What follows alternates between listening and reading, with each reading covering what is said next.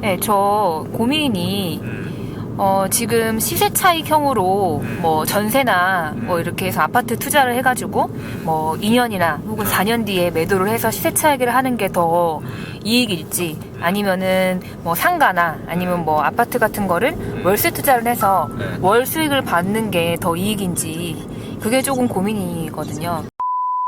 그러니까 월세가 낫냐 시세 차익이 낫냐? 네, 둘 중에 어떤 게 더 나중으로 봤을 때 투자 그 효과가 있을지.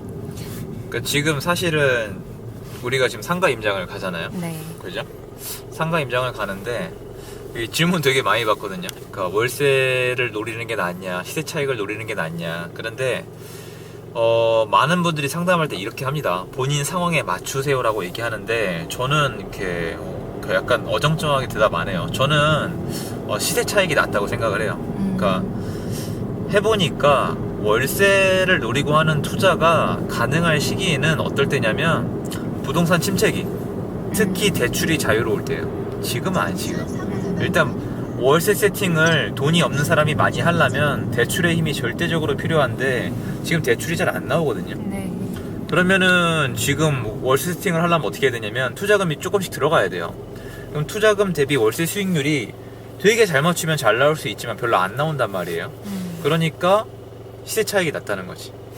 그럼 시세 차익이 왜 낮냐? 많은 분들이 이걸 상상을 해요. 월세를 받기 시작하면 인생이 되게 나아질 것 같고 막 건물주와 비슷한 삶을 살 거라고 생각하는데 절대 그렇지 않아요. 내 경험상 아파트에 전세를 놓는 것과 월세를 놓는 건 약간 달라요. 뭐 아는 분들은 아시겠지만 전세를 놓으면 신경 쓸 게 별로 없습니다. 월세를 놓으면 전세에 비해서 신경 쓸 게 많아져요. 자, 다가구는 신경 쓸 게 더 많아져요. 그런데 우리가 상상하는 건물주는 뭐냐? 딱 건물 갖고 있으면서 월세 따박따박 나오고 그 건물 가치도 올라가는 걸 원한단 말이에요. 근데 건물 가치는 되게 웃긴 게 뭐냐면 월세가 올라가야 건물 가치도 거의 올라가요. 물론 서울의 주요 지역 땅값을 빼고는. 그러면 어떻게 해야 되겠어요? 되게 우량해야 돼요, 그게. 지금 여러분 딱 들어봐도 그런 건물은 되게 비싸고 좋을 것 같죠?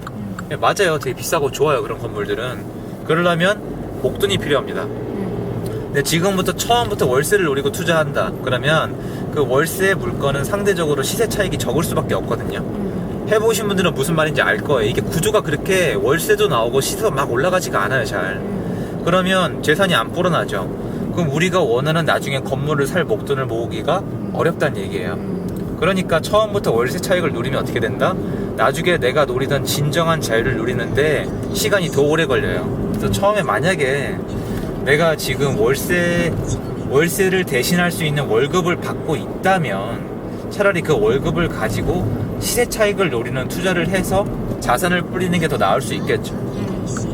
실질적으로 저는 그렇게 시작을 했거든요.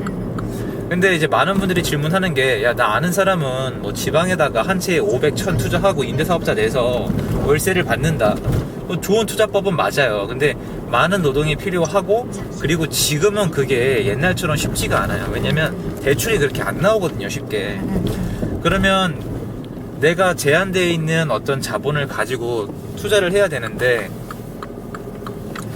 시세 차익을 노려서 빨리 자산을 증식시켜서 되게 안정된 월세 수익을 내고 있는 걸 사는 게 낫지, 지금부터 월세를 누리게 계속 받기만 하면은 그 시간이 더 길어질 수가 있다는 거죠.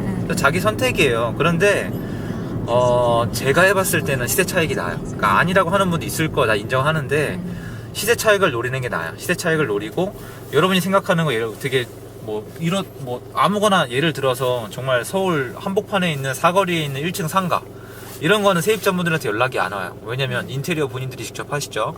그리고 이제 권리금이 있으니까 권리금 받아 나가셔야 되니까 연락이 안 오고 월세만 따박따박 들어와요. 이걸 노리시는 거잖아요. 네. 그럼 거꾸로 여쭤보면 이거예요. 서울 한복판 사거리 1층의 상가가 쌀까요, 비쌀까요? 비싸죠. 엄청나게 비싸요. 그러면 내가 지금부터 벌써 월세 세팅을 한다. 그럼 자산이 잘 안 늘어나거든요. 월세 수익만 들어올 뿐이에요. 그럼 그걸로 언제 그걸 사냐 이거예요.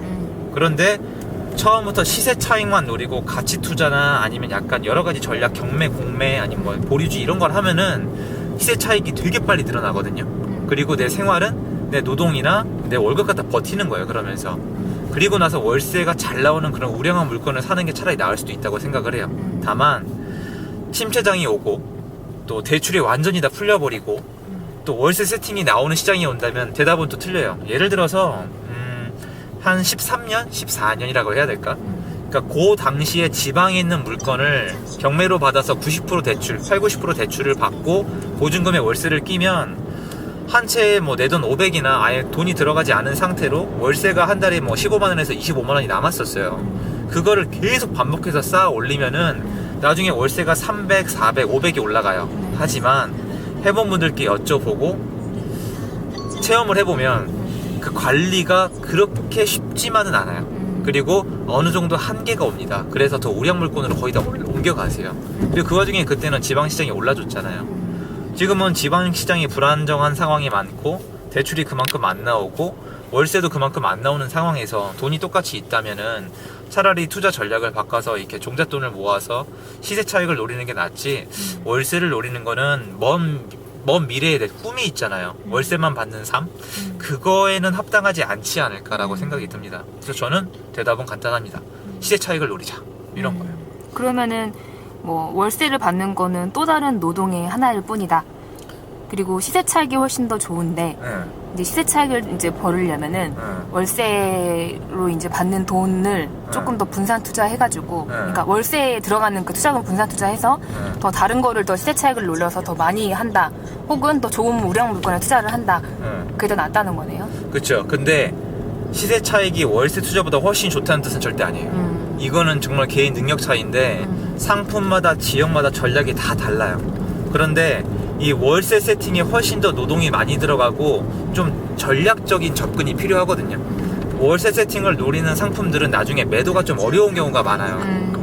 왜냐면 월세 세팅이 되는 물건은 월세가 잘 나와야지 팔리거든요. 그러면 내가 산 가격보다 비싸게 받고 싶은 게 인간인데 월세는 똑같잖아요. 그러면 가격이 똑같을 수밖에 없거든요. 그래서 좀 더 전략과 실력이 필요해요. 시세 차익을 남기는 게 어떻게 보면 조금 더 쉽죠. 그러니까 처음에 초보니까 처음 시작 단계잖아요. 더 쉬운 것부터 해서 자산을 쌓아 올려서 어느 정도 사이즈가 나오는 물건 이상에서부터 월세를 노리는 게 좋다는 거예요. 왜냐? 지금 시장이 그러하니까. 시장이 변하면 전략도 바뀌어야겠죠. 정답은 없어요. 근데 저라면 그걸 선택한다는 겁니다. 근데 그럼에도 불구하고 지금 현재 월세가 꼭 필요하다라고 하시는 분들한테 해주고 싶은 조언이 있으시다면? 월세가 지금 당장 꼭 필요하다면은 월세 투자를 하는 게 당연히 맞죠. 저는 양자가 선택이 가능한 직장에 있는 사람을 기준으로 말씀을 드린 거예요. 지금 나 월세가 꼭 있어야 된다. 노동을 더 이상 하고 싶지가 않다. 나는 이 돈을 가지고 어떻게 월세란 시스템을 느껴보고 싶다. 당연히 시작을 하셔야죠. 그런 상품 지금 많아요. 저 없진 않아요. 근데 예전에 비해서는 되게 많이 줄었죠. 지방 아파트에 어떤 8, 90% 대출을 끼고 보증금을 받은 다음에 세팅을 하는 게 지금은 예전같이는 안 돼요. 그러니까 지금은 유리한 상황은 아니죠. 하지만 그런 분들에게는 강력히 추천을 드려요. 근데 이건 아셔야 돼요.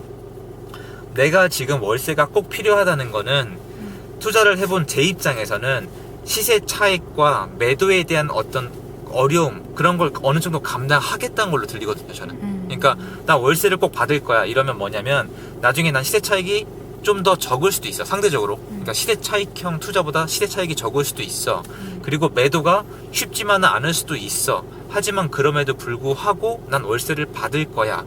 이게 된다면 오케이. 내가 그 정도로 꼭 필요하다면. 근데 내가 상대적으로 뭘 포기하는 건지는 아셔야 돼요. 그러니까 월세를 노리는 투자가 전부다 이렇게 생각하진 않았으면 좋겠어요, 저는. 어때요? 대답이 됐습니까? 네, 도움이 많이 됐습니다. 아, 감사합니다. 도움이 되셨으면은 좋아요, 구독하기 부탁드리고요.